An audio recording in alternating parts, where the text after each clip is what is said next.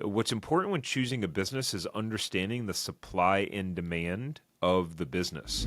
And I like to talk about being in a rising tide because there's a phrase, a rising tide lifts all boats, meaning if you're getting involved in a business that's in a growing industry or a growing area, it's going to, just by that industry growing, it's going to make almost everyone successful. Making hundreds of millions of dollars is not complicated. In fact, I would argue it's as simple as finding a boring business that you're willing to commit to. I'm David. I'm CEO of FilterBuy, an air filter company that makes $22 million a month. Every day, I'm Okay, so this is really interesting. I'm glad I did not do my initial opinion before I heard. This is the first time I'm watching this video. I saw the title, 6 Boring Businesses That Always Make Millionaires, a 90% success rate. Clearly, this guy's going for the clickbait type of title because, I click on this video with skepticism. I'm like, come on, dude, that always makes millionaires? What a ridiculous statement to make. I know nothing about this guy, but clearly, all right, he's the CEO of a company that does $22 million a month in revenue. That's epic. It's way more money than my business does in revenue. We should hit about 2 million this year. So we'll see. Let's see what he says. I'm fascinated by it. Let's see if it's just super clickbaity but delivers a ton of actual value and the data matches up. What pisses me off is when videos like this say this sort of stuff and don't have any real data to back it up.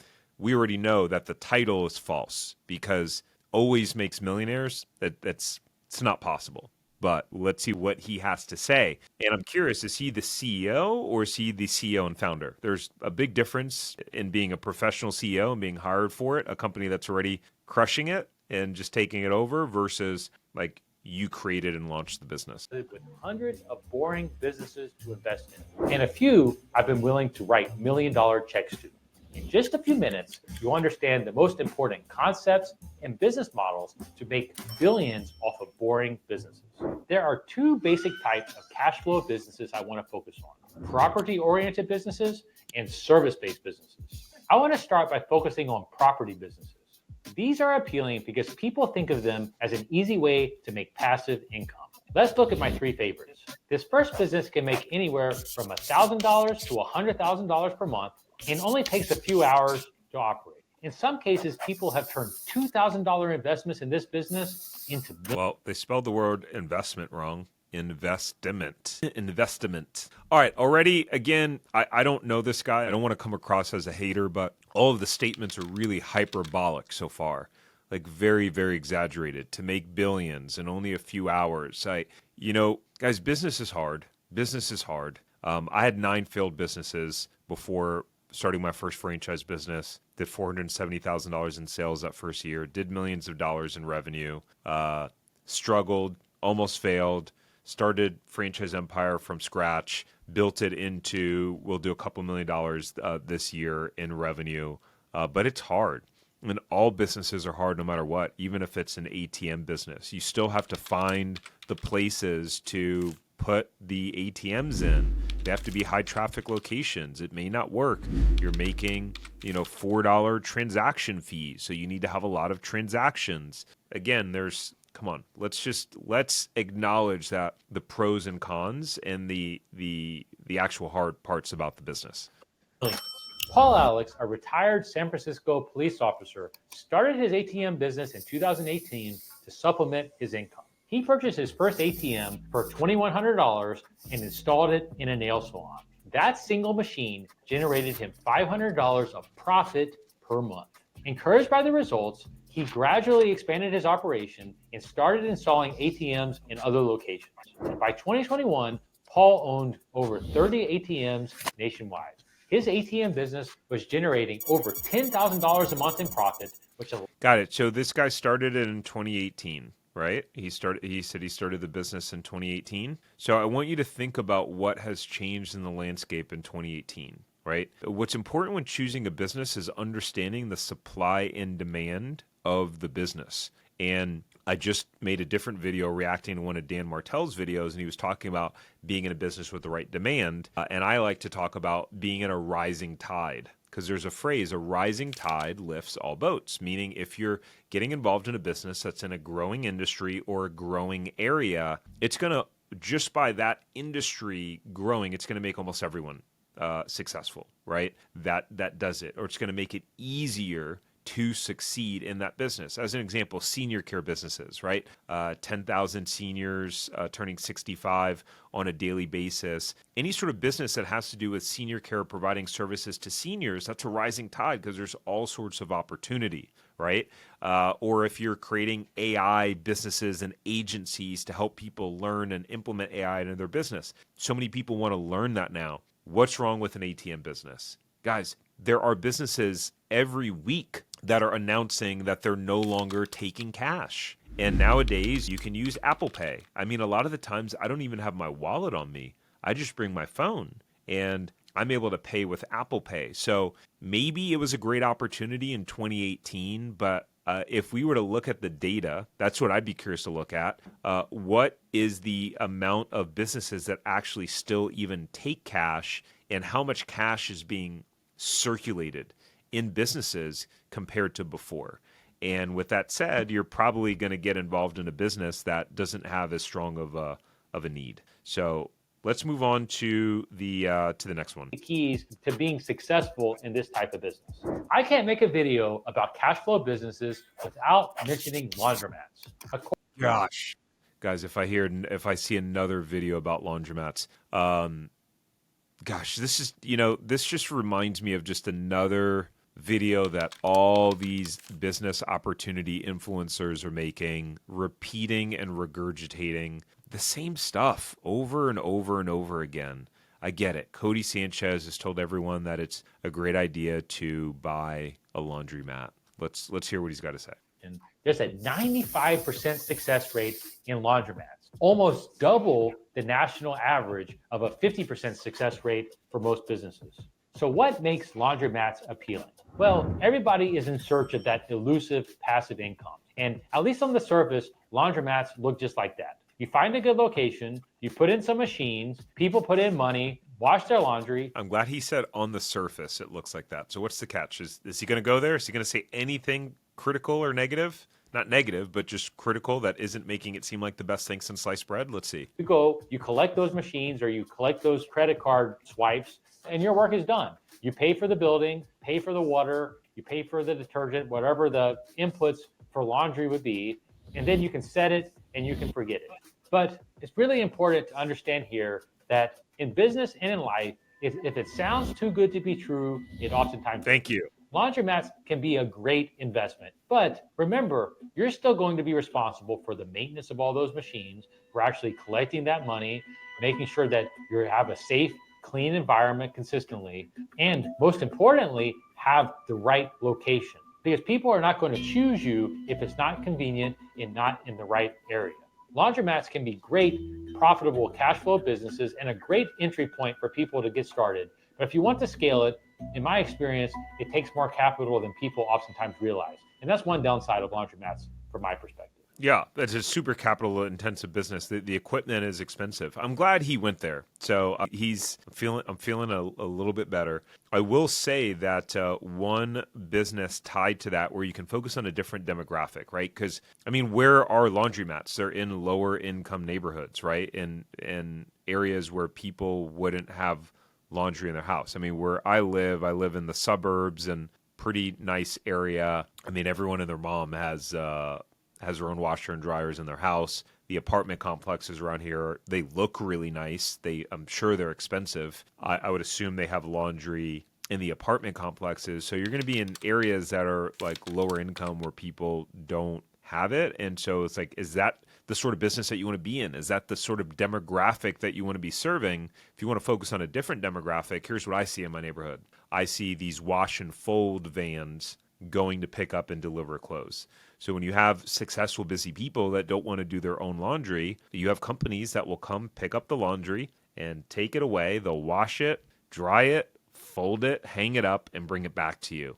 Now that could be a more interesting business focused on a different demographic, which are busy, successful people that don't have the time or don't want to spend the time doing their laundry. I will pay you $10,000 a month to start this next business. I was opening up our plant in Salt Lake City, Utah, and we had a problem. Our air compressor broke. This was during COVID, and they told me it was going to be 3 weeks before we could get a new one. I didn't know what to do because without an air compressor, it was impossible for us to run our business. I started scrambling, and I found a local rental company that had a diesel version of this air compressor that we were able to get up and running within a couple of hours. I paid them $500 a day to rent this air compressor, but it was well worth it to be able to keep our operations going. That's when I first started looking into the rental equipment business. There are companies all throughout the country every single day that have a need for a piece of equipment that they do not have on site. Any type of equipment you can imagine. This is where the opportunity comes. If you have that equipment in stock, in working order, ready to go, then companies will pay you a premium to rent that equipment on a daily basis.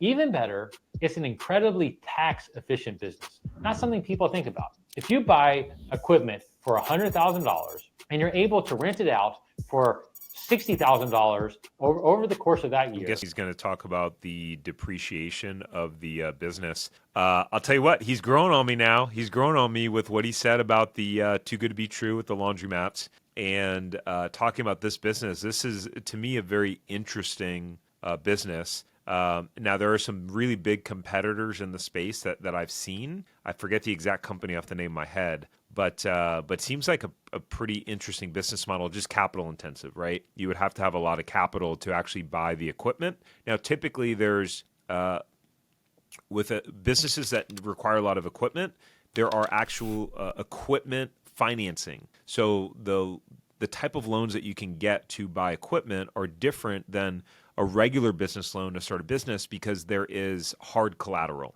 Just like your vehicle, your house, if you don't pay your car loan, they can repo your car. If you don't pay your house, they can foreclose on your house. So on an equipment loan, if you don't pay the loan, they can take the equipment. But let's see where he was going with this.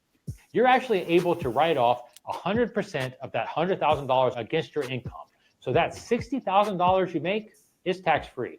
And think about now, with all of this talk of tariffs and all of this change, one way or another, more manufacturing is likely to come back to the U.S. So I think that the equipment rental business is only likely to increase over the next decade, making this an opportune time to be thinking about it. But that doesn't mean it's going to be easy. Yes, you're going to have equipment that you have to maintain. You have to figure out the logistics of how you're going to get that equipment from your place to that customer's place and making sure you're doing it timely. All overcomable problems, but it doesn't mean it's going to be easy. I would encourage you to start small from the beginning, really learn the ropes before you expand it. It's not the kind of thing that I would go all in on day one. Those businesses we just talked He's growing on me. about are generally good for making thousands. But if you want to make millions or billions, I actually don't think property businesses are the best way to scale. Services businesses, however, cost less to start and have more upside if you do it right. If you skip college and go to trade school, I genuinely believe this business may be one of the smartest ways to become a millionaire. So a few years ago, I decided to do this playbook. I had already built our air filter business into a decent size, but I really saw the opportunity in the service-based business and just how big service-based businesses can be. So I decided to partner with a friend that I met back at Goldman Sachs to go out and start our own service-based business in the HVAC space. We call it Filter by HVAC Solutions. The beauty of Cool. So, service-based businesses definitely great opportunity. Spot on there. When people hear that I'm the CEO and founder of a company called Franchise Empire, they ask like, well, what kind of franchises? And they automatically assume food, but food is known to have some of the lowest profit margins out there. So 90% of our clients buy service-based businesses. And actually, I know we have a client right now that's looking at a couple of HVAC franchises. The benefit there is you may not have any experience in HVAC at all, or in some of these service-based businesses. You may go, okay, I like the idea of a service-based business. I have no idea where to start. I have no idea how to hire these people, how to build the processes, etc. But I'm interested. That's where like franchising comes into play, because there are businesses out there that the whole model is proven. The franchisor can teach you how to run and operate the business, to recruit the techs that you need, the sales and marketing strategy, and then you go out there, you follow the blueprint, you recruit the team, and you operate the business. Is it going to be easy? No, no business ever is easy. All businesses are hard. But is there proven data of franchisees succeeding in the business? Yes. As an example, I actually have a gift for you. We put together something called the 5 low-cost franchises that all make $1 million. So it's a list of 5 franchises that we've looked in their financial reporting and seen that they show a track record of franchise owners that are making $1 million or more in that business. So if you want to grab that free gift, that PDF, you can click down below. The link will be down below. Or you can also go to franchiseempire.com/low cost. And we do have a bunch of HVAC franchises in our portfolio where some of those franchisees have done millions and millions and tens of millions of dollars in sales. I don't have the specific data in front of me, so I don't want to give you specific numbers without having that to reference, but we've broken down a lot of them, and I know there's some businesses that have performed really well. About the service business, it's very capital light. What it does take is knowledge and systems to be able to go out and scale it. That's why if I were starting out and I didn't have money, what I would do is go to trade school and really learn the HVAC industry. Maybe even go out and work for a successful HVAC business for a while before getting started. So if you have the knowledge and the ability to offer a good, high quality service at a fair price, you're going to be able to find a business model that scales. Yeah, and again, to my point, if you don't have the knowledge, but you do have the capital, right? Because the people that we work with to buy franchises, generally to buy even the lower cost service franchises, you need to have a net worth of at least $200,000, $250,000 net worth, right? And then as long as you have access to $40,000 to $50,000, whether in your home equity, whether in a retirement account, to put as a down payment and then get an SBA loan for the rest, then you can generally buy and start any sort of service franchise that's out there. That's the more expensive way to go about it. To his point, you can, if you want to build the knowledge, you don't have the capital, you can go start something on your own or go work for a company or, try to buy out an existing company or something like that.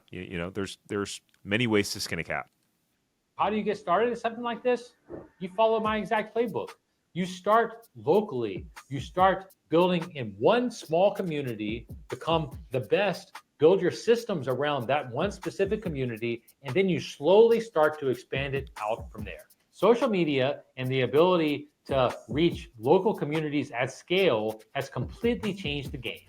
And what I found is most local businesses are still not really utilizing it in the ways that matter. They're still spending millions of dollars on outdated marketing tactics like billboards and radio, all of these types of things, when the reality is the attention has moved.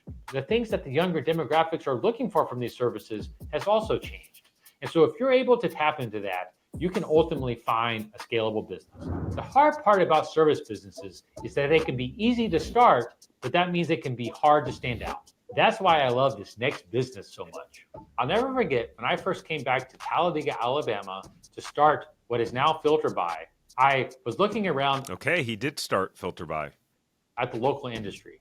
And you know what? There wasn't much. But one of the richest guys in town, local, unassuming country guy that probably didn't graduate to 8th grade, but he was extremely successful. And you know what business he was in? Emergency tow truck services. If your car stalled on the side of the interstate, he was the guy that you called that would come and tow you to get you out of harm's way. But this guy was even smarter. He realized that the real money was when the 18-wheelers had a problem and they needed to be towed.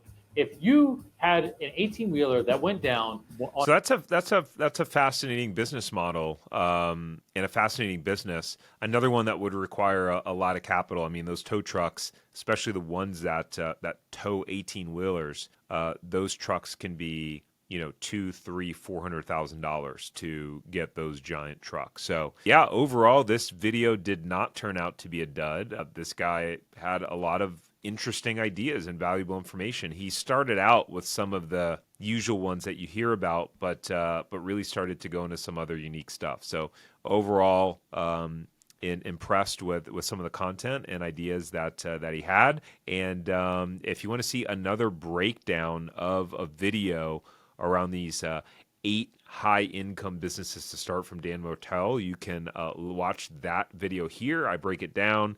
Dan Martell is super successful, had multiple tech exits. Let's take a look at what sort of businesses that he recommends.